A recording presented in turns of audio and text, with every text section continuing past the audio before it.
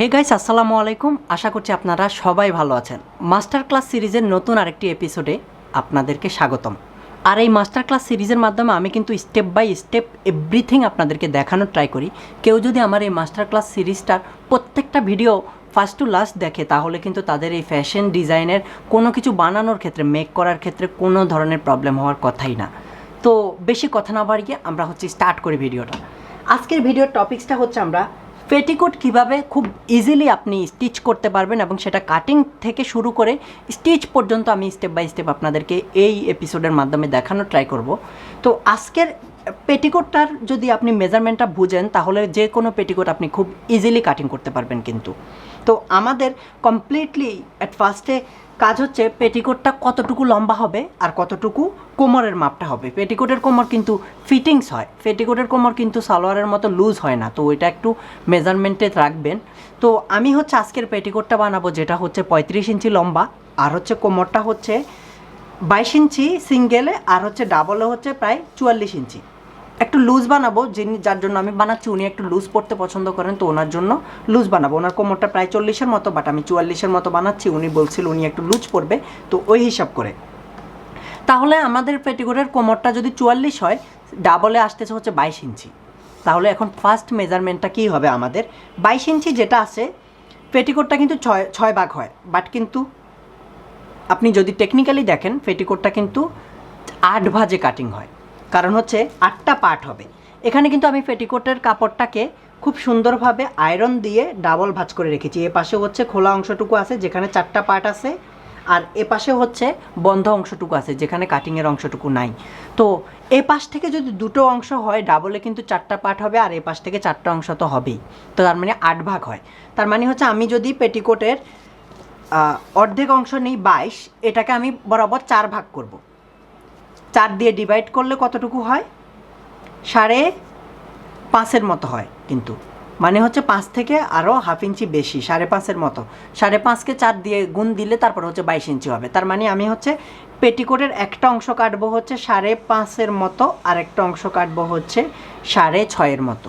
5.5 করে 4 ভাগে আসবে আমার 22 ইঞ্চি, আর 6.5 করে 4 ভাগে আসবে আমার 26 ইঞ্চি। তার মানে 26-এ আর 22 ইঞ্চি 48 ইঞ্চি। আর আমার কোমরটা যদি 24 ইঞ্চি চলে যায় তাহলে আর বাদ বাকি থাকবে 4 ইঞ্চি। 4 ইঞ্চি আমার সেলাই চলে যাবে। তো অত বেশি কথা না, আমি অ্যাট ফার্স্টে আমার পেটিকোটের কোমরটাকে যতটুকু আছে ঠিক ততটুকুকে 4 ভাগ করে নিব। 4 ভাগ করে নিলে প্রত্যেকটা ভাগে পড়বে 5.5 ইঞ্চি করে। তো একটা পাশে যদি আমি 5.5 ইঞ্চি কাটি, আরেক পাশে কাটবো 6.5 ইঞ্চি। এটাই একদম ইজি হিসাব। তারপরে মেজারমেন্টগুলো দেখি। কাপড়টাকে আমি একদম সোজা করার জন্য, এই যে কম বেশি কাপড়টা আছে, এই কাপড়টাকে সোজা করার জন্য অ্যাট ফার্স্টে আমি পুরোপুরিভাবে সোজা করে নিলাম এই পাশ থেকে, যাতে পরবর্তীতে সমস্যা না হয়। এটাই আমার কাপড়ের মেইন দাগটা হবে। এরপর আমার মেজারমেন্ট কিভাবে হবে? পেটিকোট লম্বাটা 35 ইঞ্চি, আর আমি উপরে 2 ইঞ্চি একটা বর্ডার দিব। তাহলে 35 থেকে 2 ইঞ্চি চলে গেলে আর থাকে 33 ইঞ্চি। মেন 33 ইঞ্চি হবে আমার পেটিকোটটা, নিচের অংশটুকু। তো 33 ইঞ্চি হতে হলে উপরের অংশে কিন্তু জয়েন্ট যাবে, তার মানে হাফ ইঞ্চি উপরের অংশে জয়েন্টের জন্য বাদ। তারপর এবার পেটিকোট লম্বাটা আমি 33 ইঞ্চি মেজারমেন্ট করে নিব। পেটিকোট লম্বা 33 ইঞ্চি ঠিক এ বরাবর আসতেছে। এবার এই 33 ইঞ্চি বরাবর আমি একটা মেজারমেন্টের দাগ দিয়ে দিব। ওকে। আর নিচের দিকে যেহেতু আমি বর্ডার ক্রিয়েট করব, বর্ডারের জন্য আমি নিচের দিকে 1 ইঞ্চি পরিমাণ আরও একটা দাগ দিব, যেটা 1 ইঞ্চি পরিমাণে বর্ডার প্রয়োজন হবে আমার। এর বেশিও দরকার নাই, এর কমও দরকার নাই। এবার আমি এটাকে কাটিং করে নেব। আর এদিক থেকে আমি যে বাঁকা অংশটুকু আছে এটাকে আগে কাটিং করে সরাই নেব। এবার আমার প্রথম কাজ আমরা এক পাশে কাটবো 5.5 ইঞ্চি, আর এক পাশে কাটবো 6.5 ইঞ্চি। তো যে পাশে আমার এইদিকে 4টা অংশই কাটা আছে, এই পাশে কাটবো আমরা 6.5 ইঞ্চি। এই পাশ থেকে মেজারমেন্ট করে নিব এই 6.5। এই 6.5-এর মধ্যে আমি একটা মেজারমেন্ট করে নিলাম এ পাশ থেকে। আর এ পাশ থেকে কাটবো আমি 5.5 ইঞ্চি। এই 5.5-এ একটা মেজারমেন্ট করে নিলাম। তার মানে হচ্ছে যে পাশে বন্ধ অংশটুকু আছে এই পাশে ছোট অংশটুকু মেজারমেন্ট করলাম, আর যে পাশে কাটা অংশটুকু আছে সেই পাশে হচ্ছে বড় অংশটুকু মেজারমেন্ট করলাম। এবার আমাদের কাজ হবে হচ্ছে এই দাগটা থেকে ঠিক এই দাগটার মধ্যে দুটো অংশকে মেজারমেন্ট করে দাগ দিয়ে নেওয়া। যেহেতু ফ্রেমে হচ্ছে না, আমি অল্প অল্প করে দাগ দিয়ে দেখাচ্ছি আপনাকে। এ পাশের হচ্ছে আমার 6.5 ইঞ্চির অংশটুকু, আর এ পাশে হচ্ছে আমার 5.5 ইঞ্চির অংশটুকু।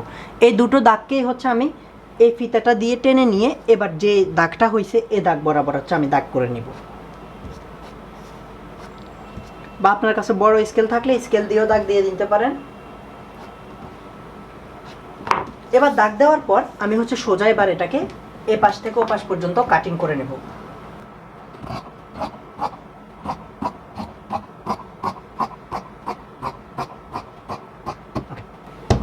তো কমপ্লিটলি কাটিংটা করার পরে এবার আমার কাজ হবে হচ্ছে এ পাশ থেকে কাপড়টাকে নিয়ে ঠিক এভাবে হচ্ছে বিছাই নিব আমি। আর যেহেতু ছোট অংশটুকুকে আমরা উপরে বেচাবো, একটা কাপড়ের উপর আরেকটা কাপড়কে দিয়ে নিব আগে ফার্স্টে। এই একটা কাপড়ের উপর আরেকটা কাপড়কে দিয়ে নিয়ে এবার আমাদের কাজ হবে হচ্ছে যে পাশে তেরসা কাটিংটা আছে এ পাশ থেকে 1/2 ইঞ্চি করে কাটিং করে নেওয়া। এই যে আমরা হচ্ছে এই রাউন্ড ফিতাটা দিয়ে হালকা করে 1/2 ইঞ্চি একটা কাটিং দিয়ে নেব, বেশি না, যাতে হচ্ছে কোনাটা না বের হয় আর কি সালোয়ারের। এই যে আমি যেভাবে কাটিং দিচ্ছি এ ঠিক ততটুকুই, এর চেয়ে আর বেশি না, এই পরিমাণেরই একটা কাটিং দিব এখানে, যাতে পরবর্তীতে আমি যখন হচ্ছে স্টিচ করব জিনিসটা যাতে কোনাটা বের হয়ে না যায়, সুন্দর একটা যাতে রাউন্ড ভাব আসে ওইটার জন্যই। এটাকে কমপ্লিটলি এরপরে হচ্ছে আমরা হচ্ছে 4-5টা জয়েন্ট দিয়ে নিব। জয়েন্ট দেওয়ার পর এরপরের কাজটা হবে। এবার হচ্ছে আমাদের কাজটা হচ্ছে পেটিকোটটা তো কাটিং শেষ, এবার হচ্ছে কোমরটা নিয়ে কাজ করতে হবে।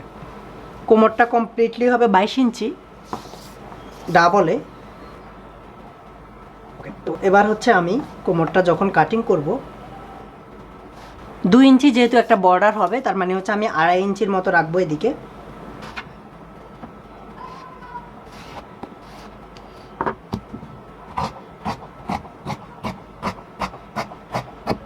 এখানে হচ্ছে ডাবল পার্ট আছে, কমপ্লিটলি ডাবল পার্টটা নেওয়ার পর আমরা হচ্ছে কোমরের মধ্যে যতটুকু জয়েন্ট লাগবে সেটা দিয়ে বাকিটুকু কাটিং করব, যেটা স্টিচিংয়ের সময় দেখাবো।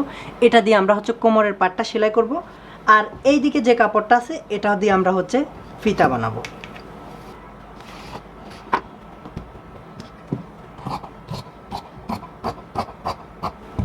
এটা দিয়ে ফিতা হয়ে যাবে। তাহলে আমাদের পেটিকোটটা কমপ্লিটলি কাটিং শেষ। এবার হচ্ছে কি আমরা স্টিচিংয়ে দেখব, বাট কাটিংয়ে যদি আপনাদের কোনো প্রবলেম থাকে তাহলে অবশ্যই কিন্তু আমাকে কমেন্ট সেকশানে লিখে জানাবেন কোন ধরনের প্রবলেম। বাট আমি স্টিচিংয়ে যাওয়ার আগে আপনাদেরকে কমপ্লিটলি আরেকবার বুঝাই দিই।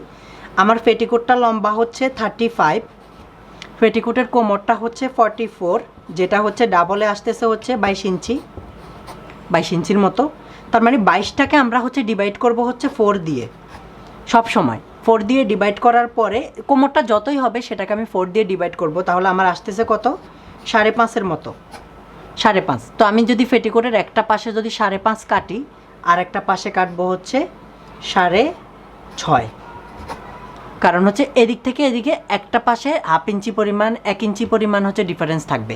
বা আপনি এ পাশে 5.5টা না কেটে 5.5-এর সাথে আরও হচ্ছে 2 সুতা 0.2 সুতা আরও অ্যাড করতে পারেন, আর হচ্ছে এ পাশে 6.5-এর সাথে আরও 2 সুতা অ্যাড করতে পারেন। তো কমপ্লিটলি আমরা বা হচ্ছে এ পাশে যেটা 4 ভাগ করে যেটা পাবো সেটা থেকে আরও 1 ইঞ্চি বেশি এ পাশে কাটিং করব। তারপরে হচ্ছে বাট 6.5টা আমরা যেটা বেশি অংশটা সেটা কাটিং করব, যে পাশে কাপড়টা কাটিং থাকবে সেই পাশটায়, আর হচ্ছে বন্ধ পাশটায় ছোট অংশটুকু কাটিং করব। এটাই হচ্ছে আমরা পেটিকোটের নর্মাল একটা হিসাব। যদি আমার কোমরটা এখানে যদি 20 ইঞ্চি থাকতো তাহলে আমি 4 দিয়ে ডিভাইড করে এক পাশে কাটতাম হচ্ছে 5 ইঞ্চি, আরেক পাশে কাটতাম 6 ইঞ্চি, বা 5 থেকে 2 সুতা বেশি আরেক পাশে 6 থেকে 2 সুতা বেশি। এটাই আপনারা মাথায় রেখে তারপর হচ্ছে কাটিংটা করবেন।